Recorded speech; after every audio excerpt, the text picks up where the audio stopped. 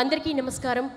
గంగా తరంగ రమణీయ జఠాకలాపం, గౌరీ నిరంతర విభూషిత వామభాగం, నారాయణ ప్రియ మనంగ ముదాపహారం, వారణాసిపురపతిం భజ విశ్వనాథం. ఈ సమస్త విశ్వం ప్రళయంలో లయమైన కాశీ క్షేత్రం మాత్రం చెక్కు చెదరకుండా ఉంటుందని శివపురాణం చెప్తోంది. నిత్యం గంగానదీ తీరాన శివనామస్మరణతో అలరారే దివ్య భవ్య క్షేత్రం వారణాసి కాశీ క్షేత్రం. అటువంటి పరమ పావనమైనటువంటి క్షేత్రం నుంచి సాక్షాత్తు కాశీ విశ్వనాథుడే తరలి కోటి దీపోత్సవ వేదికపై సాక్షాత్కరిస్తున్న ఈ శుభవేళలో మనందరి సమక్షంలో కార్తీక మాస 2వ సోమవారం మీ అందరి చేతుల మీదుగా కోటి బిల్వార్చన అందుకోబోతున్న ఈ శుభతరుణాన ఈ వేడుకకు హాజరైన మా ప్రియ భక్త బంధువులందరికీ కూడా స్వాగతం, సుస్వాగతం. నందివాహనమీశానాం నాగరాజ విభూషితం నారాయణహితం దేవం విశ్వనాథమహం భజే. నేడు ఈ వేదికపై విశ్వనాథ జ్యోతిర్లింగానికి కోటి బిల్వార్చన జరగనుంది. అంతేకాదు, ఈ కోటి దీపోత్సవ వేదికపై మొట్టమొదటిసారిగా అత్యంత అద్భుత రీతిలో కాశీ నుంచి విచ్చేసిన అర్చకులచే సప్తఋషి హారతి జరగనుంది. అంతకంటే ముందుగా నేడు సోమ ప్రదోష వ్రతాన్ని పురస్కరించుకుని ప్రాంగణంలో కొలువుదీరినటువంటి కోటిలింగేశ్వరునితో పాటు నందీశ్వరునికి కూడా మహాభిషేకం జరగనుంది. ఈ కార్తీక సోమవార వేళ మరో మహద్భాగ్యాన్ని కూడా మనం పొందనున్నాం. సముద్ర తీరాన ఉన్న ఏకైక జ్యోతిర్లింగ క్షేత్రం రామేశ్వరం నుంచి రామనాథ స్వామి వారు వేయించేయనున్నారు. మనందరి సమక్షంలో పరిణయోత్సవ శోభతో అలరారనున్నారు. ఇక ఈనాటి కార్యక్రమాన్ని మరింత సుసంపన్నం చేసేందుకు పుష్పగిరి మహాసంస్థానం పీఠాధీశ్వరులు శ్రీ శ్రీ శ్రీ విద్యాశంకర భారతి మహాస్వామివారు, అలాగే తలకాడు బాలకృష్ణానంద మహాసంస్థానం పీఠాధీశ్వరులు శ్రీ గోవిందానంద సరస్వతి స్వామివారు వేంచేస్తున్నారు. అంతేకాదు, నేటి కార్యక్రమంలో భాగంగా ప్రముఖ ఆధ్యాత్మికవేత్త డాక్టర్ మైలవరపు శ్రీనివాసరావు గారి ప్రవచనామృతం ఉంటుంది. ఇంతటి విశేష కార్యక్రమాన్ని వేద పఠనంతో ప్రారంభించవలసిందిగా హైదరాబాద్ గుడిమల్కాపూర్ నుంచి విచ్చేసినటువంటి శ్రీమాత వేద పాఠశాల వేద విద్యార్థులను కోరుతున్నాం. వేద పఠనం.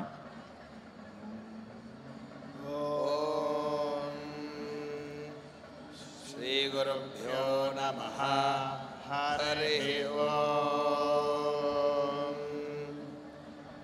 గణానాన్వా గణపతిం హవామహే కవిం కవీనాముపమశ్రవస్తమం జ్యేష్ఠరాజం బ్రహ్మణాం బ్రహ్మణస్పదాన శృణ్వన్నోతిభిः సేదసాదనం. ప్రణో దేవీ సరస్వతి వాజేభిర్వాజినీవతి. ధీనామవిత్రియవతో. గురుర్బ్రహ్మా గురుర్విష్ణుర్గురుర్దేవో మహేశ్వరః. గురుః సాక్షాత్ పరబ్రహ్మ తస్మై శ్రీ గురవే నమః. శ్రీ గురుభ్యో నమః. హరి ఓం. మమాగ్నే వర్చో విహవేశ్వస్తు వయం త్వేంధానాస్తనువం పుషేమ. మహ్యన్నమంతాం ప్రతిశశ్చతస్రస్వయాధ్యక్షేణ పృతనాజయేమ. మమ దేవా విహవే సంతు సర్వ ఇంద్రావంతో మరుతో విష్ణురగ్నిః.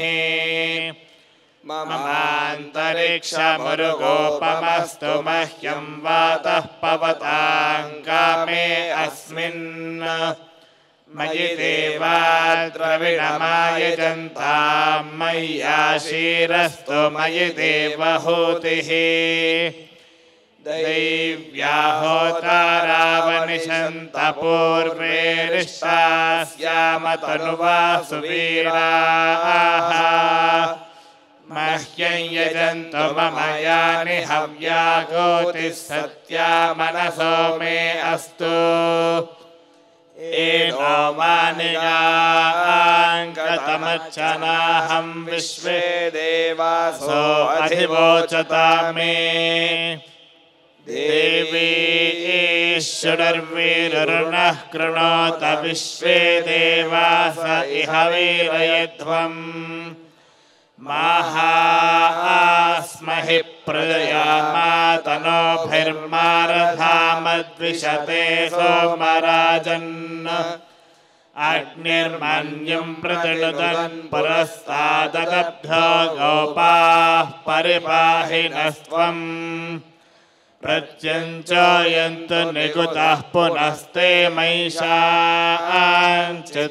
प्रबुधा विनेशतु धाता धातॄणां भुवनस्य यस्पतिर्देवगुंसवितारमभिमातिशाहम् इमं यज्ञमश्विनो भा बृहस्पतिर्देवाः पान्तु यजमानन्यर्थात्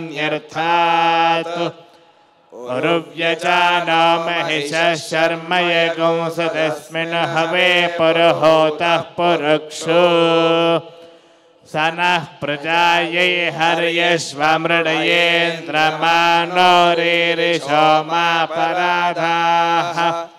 येन सपत्ता अपते भवन्त्विन्द्राग्निभ्यामवबाधामहेतान् वसवो रुद्रा आदित्या उपरि स्पृशं मोग्रं चेत्तारमधिराजमक्रन् अर्वाञ्चमिन्द्रममुतो हवामहे योगो जिद्धनजिदश्वजिद्यः इमन्नो यज्ञं विहवे जुजस्वास्य कुर्मो हरिवो मेदिनन्त्वा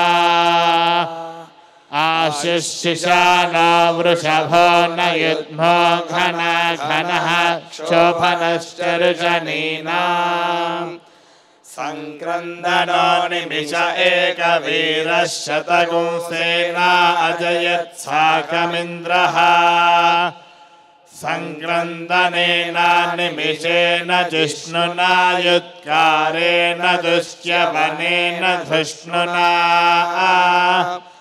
तदिन्द्रेण जयत तत्सहध्वं युधो नर इजुहस्तेन वृष्णा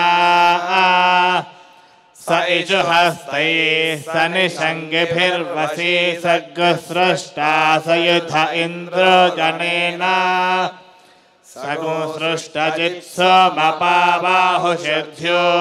सगुंसृष्टजित्सोमपाबाहुषिभ्योऽर्धधन्वा प्रतिहिताभिरस्ता